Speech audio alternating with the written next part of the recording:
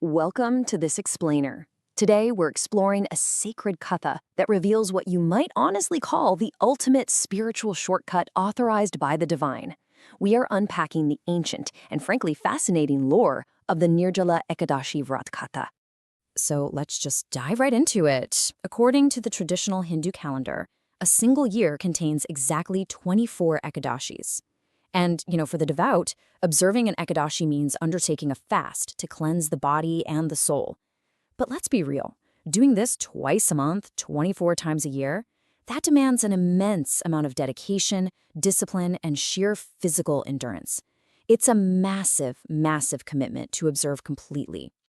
Now, this brings us to an incredible proposition for anyone who maybe can't manage fasting twice a month.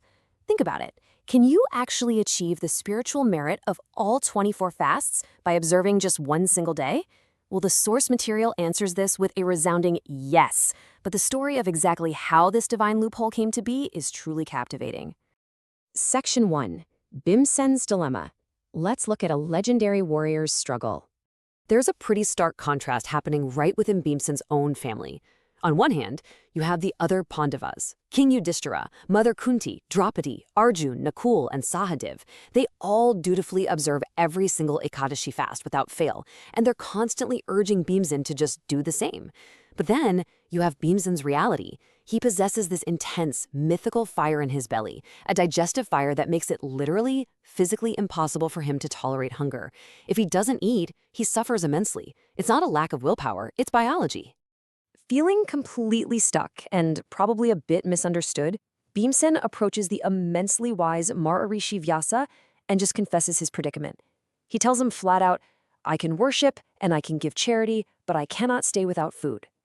You see, he deeply respects the spiritual process, and he absolutely fears the punishments of hell. But his unique metabolism prevents him from regular fasting. So he asks the sage if there's just one fast a year he can observe to attain heaven and avoid going to hell. It's such a genuine, relatable plea from a mighty warrior. Section 2. Maharishi Vyasa's Solution, the Discovery of the Divine Loophole. Recognizing Bhimsen's absolute sincerity, Vyasa tells him about a specific day, the Ekadashi of the waxing moon in the month of Jyeshta. This is essentially designated as the one fast to rule them all. Falling perfectly between the Vrishabha and Mithun Sankranti, Vyasa assures Bhimsen that if he can manage to observe just this one specific day, he's going to reap the benefits of an entire year's worth of fasts. But, of course, a reward this incredible comes with a highly demanding condition, making it the absolute most difficult of all traditional fasts. It's known as the Nirjala Ekadashi. Nir means without, and jala means water. So this represents a strict, uncompromising abstinence from food and even a single drop of drinking water. You're basically trading frequency for extreme physical intensity. Section 3. Rules of the Nirjala Fast.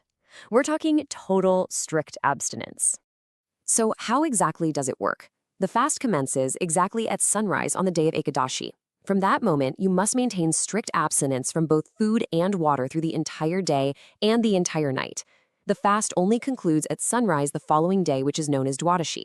It's a full, grueling 24-hour cycle of absolute physical denial. And the rules? They are incredibly detailed, especially during the Achaman ritual. You begin by bathing on Ekadashi, and then you perform Achaman, which involves taking tiny purification sips of water. But listen to this. Maharishi Vyasa explicitly states that drinking any more than 6 drops of water during this ritual is considered a severe sin. It's literally likened to drinking alcohol on this sacred day. Naturally, eating 0 food is totally mandatory because even a tiny crumb destroys the fast entirely. Finally, you have to wake up before sunrise on Dwadashi to prepare for the conclusion. Section 4. Charity and Virtue. Surviving the fast is only half the battle. The rest is selfless giving. Before you can even think about breaking your fast, there's an actionable checklist of items that must be donated. The text really highlights giving away a water-filled pot covered with a cloth, which is highly symbolic, right? You've just spent an entire day without water. It also recommends godan, the donation of cows, along with clothes, shoes, and providing food and sweets to pure-hearted Brahmins. And finally, a dakshina, a financial offering, seals the ritual. Only after completing these specific acts of charity can you finally eat. Section 5. The ultimate reward of the fast. the spiritual reset button. Now, this fast is considered so astronomically powerful that it actually overrides past sins. The ancient lore states that those who break the rules and eat grains on this day face the Yamadutas, the terrifying messengers of death, and end up in hell. But for those who successfully observe it, the source material says they aren't even approached by the Yamadutas at the time of death. Nope. Instead, they are greeted by divine messengers arriving in a Pushpaka Vimana, a literal flying chariot, and are given a VIP divine escort directly to Vishnu Lok, or heaven. The text even claims this fast is potent enough to cleanse truly grave sins, like theft or disrespecting a guru. It really is the ultimate spiritual reset. Throughout this exhausting, grueling day, the devout are instructed to maintain their focus by chanting a highly powerful mantra, Om Namo Bhagavate Vasudevaya. Bhimsen followed these exact instructions to the letter, which is why this incredible day is also fondly remembered as Pandava or Bhimsen Ekadashi. So I'll leave you with this sacred mantra today, and I have to ask you, knowing the intense difficulty and the massive, incredible promises attached to it, are you ready to test your own devotion and willpower to attain this ultimate spiritual reward?